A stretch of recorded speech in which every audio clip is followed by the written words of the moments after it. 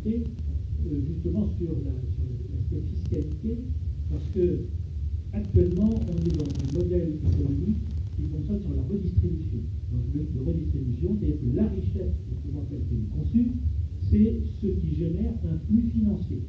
Donc, c'est le secteur marchand, c'est une production marchande avec des gens, un marché qui achète pour générer un flux financier. Donc, en fait, la représentation de la richesse est très étriquée par rapport au champ global de la richesse, comme le soulignait d'ailleurs tout à l'heure Patrick. Mais il me semble qu'à terme, justement, il va falloir sortir de cette logique de redistribution où donc il y a la richesse marchande qui génère un revenu et sur ce revenu, on prélève par la fiscalité une partie de ce revenu pour le redistribuer pour toutes les activités non marchandes, c'est-à-dire celles qui ne peuvent pas générer par elles-mêmes un profit financier.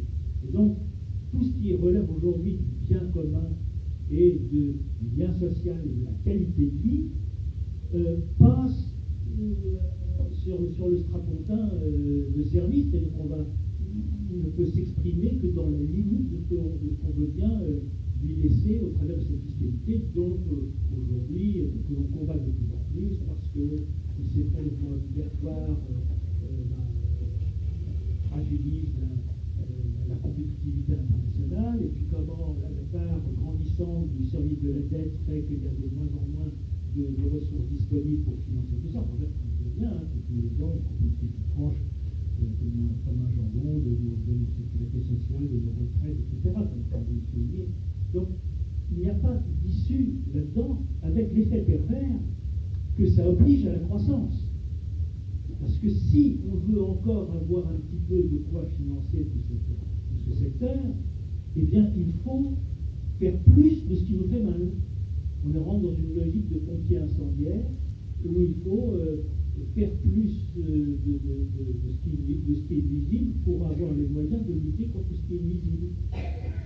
C'est vraiment le chat qui court après sa queue, et là on est vraiment dans une spirale infernale dont il va bien falloir sortir, d'autant plus que, on le voit bien, la déstructuration sociale et le défi écologique de notre temps, parce que on peut toujours jouer avec l'économie, les chiffres, la comptabilité, tout ça c'est bien gentil, c'est la nature qui va nous rattraper, puis un beau jour, là, on n'aura pas d'autres sorties de secours. Donc, il va bien falloir un jour ou l'autre redonner une autonomie pleine et entière à cette grande question de où est véritablement la richesse, comment je peux véritablement trouver cette richesse, la valoriser, la dynamiser et lui donner sa place prioritaire. Puisqu'en fin de compte, c'est cette richesse planétaire et l'activité créative humaine qui est la seule issue de secours, mais dans cette activité, aujourd'hui, c'est globalement une activité qui n'a pas vocation à générer un profit financier, mais un bénéfice sociétal, un bénéfice, ce qui fait du bien. Et ça, on ne pourra pas l'obtenir par la redistribution, on pourra l'obtenir par la création. Lorsque je soulignais tout à l'heure, la bonne nouvelle, justement, c'est que la monnaie aujourd'hui n'est plus matérielle, elle ne nous enferme plus dans un contexte de rareté, mais on est dans une monnaie qui se crée à volonté. Donc c'est la simple volonté humaine qui aujourd'hui peut être réfléchie, redirigée vers les priorités que l'on choisira, et donc sortir d'une économie fondée sur la redistribution vers une économie fondée sur la création et la création de richesses réelles.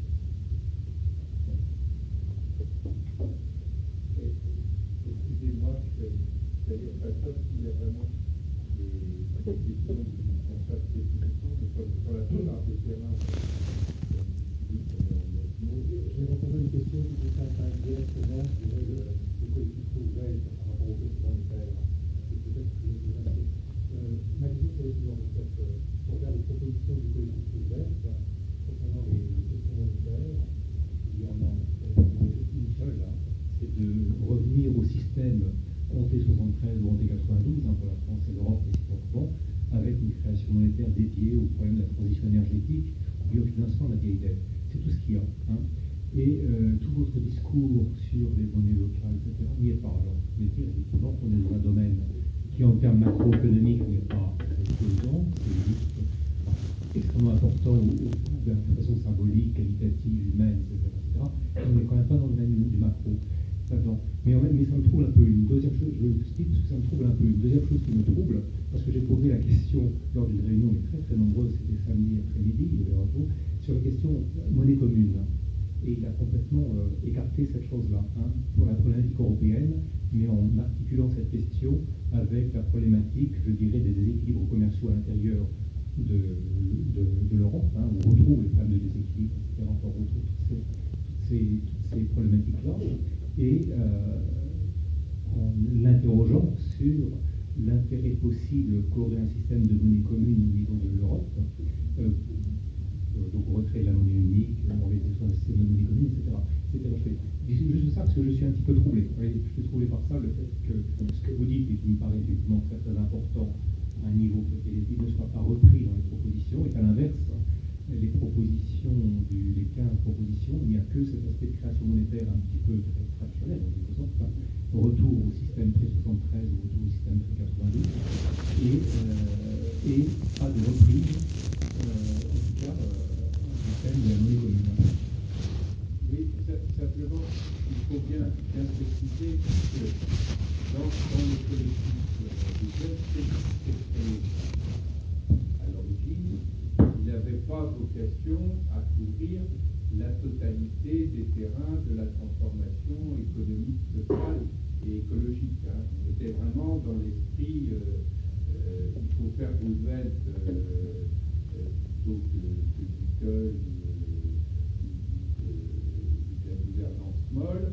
Et la référence à Roosevelt avait aussi comme objet de pousser le gouvernement de gauche issu des élections à aller vers un certain nombre de réformes déclic sur les terrains des 9 mesures d'urgence et puis des 6 autres, mais qui restaient malgré tout dans un cadre qui était beaucoup plus transformateur et radical, mais qui ne bougeait pas complètement, disons, les logiciels, pour parler en termes visuels aujourd'hui.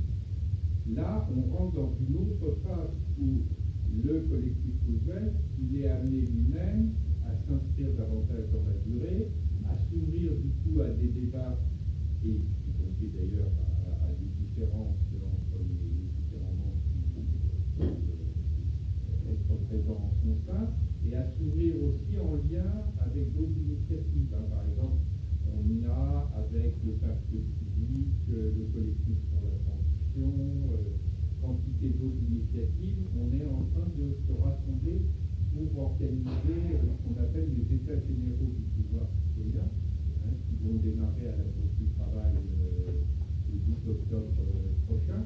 Tout un processus au cours des 2 prochaines années pour à la fois mettre en scène et mettre en chaîne toutes les initiatives de la créativité citoyenne, fédérer les énergies et aussi être capable, quand il y a des différences ou des divergences,